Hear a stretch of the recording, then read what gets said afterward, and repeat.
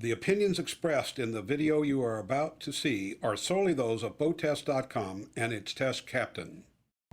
Hi, Captain Steve for BoatTEST.com. This is the Evinrude E-TEC 300. Today, we're going to take a detailed look.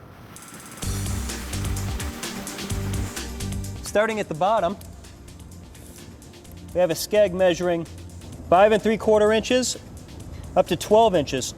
This aids in steering, and it also works to protect the propeller. This is the Magnum SLE lower unit. Here on the leading edge, you can see your water intakes. And here's a pressure port for your speedometer. This line will run internally right up to this hose which connects to your speedometer. And as a captain, I can really appreciate that because it means I don't have to drill a hole in the side of the hull for a pitot tube. This water intake measures 1.5 inches and it's removable for easy cleaning. The propeller, 15 1/4 by 19-inch pitch Rebel.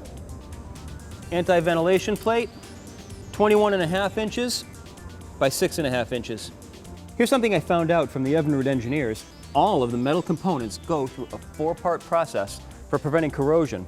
First, they get a lifonite treatment, then EDP, an electrodeposition paint, then primer, and a top coat.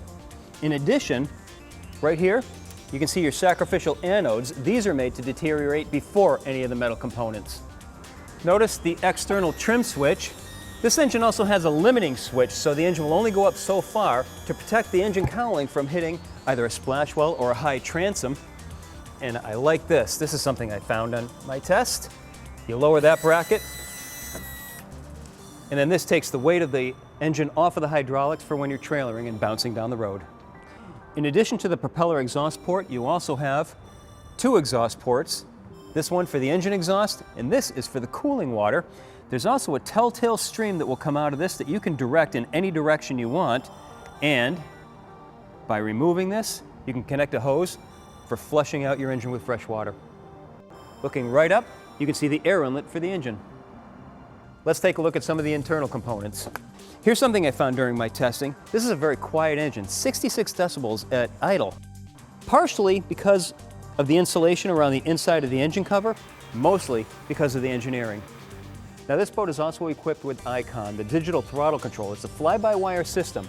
This is your servo module right here, your shift actuator, your throttle actuator, and the wiring right here.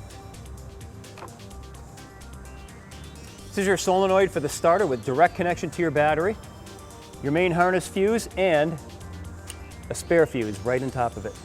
This component right here is a knock sensor. If you happen to get bad gas and the engine starts knocking, this sensor kicks in to protect the engine from damage. Right here is the EMM, the engine management module. It feeds information to the electronic fuel injectors. Here's an injector in my hand right here. You can see the wires connected to the injector, and the injector acts like a speaker, injecting precise amounts of fuel into each cylinder. Now the EMM acts like a computer. It generates heat and it needs to be cooled. We can't put a fan back here, so the way Evinrude does the cooling is with water. There's a heat sink inside and they simply run cooling water right through. Here's your CAN bus connection. This is for connecting digital gauges like your iCommand gauges. Right here are your 2 thermostats, and I very much like that they're accessible and replaceable with just a spark plug wrench. Here's your starter motor, fuel pump vapor separator. This is your fuel filter and water separator, and there is a sensor inside that will alert you at the helm if there's water in the fuel. Your primary oil distribution manifold is right here, but I can show you better on the secondary around back. Here's your secondary oil distribution manifold. This is a 2-stroke engine, so oil needs to be precisely distributed to each cylinder. Underneath this housing is your flywheel that also serves as an alternator, creating 133 amps of electricity, 50 of which gets dedicated to the ship's batteries and maintaining the onboard electrical systems. Here and here are your ignition coils leading to the spark plugs. Right at the front of the engine is your air silencer. Evinrude tells us that due in part to the use of Nasalloy and the overall design and engineering, that they can guarantee no scheduled maintenance for 3 years or 300 hours. Well, that's our tour of the Evinrude E-TEC 300. For BoatTEST.com, I'm Captain Steve. We'll see you on the water.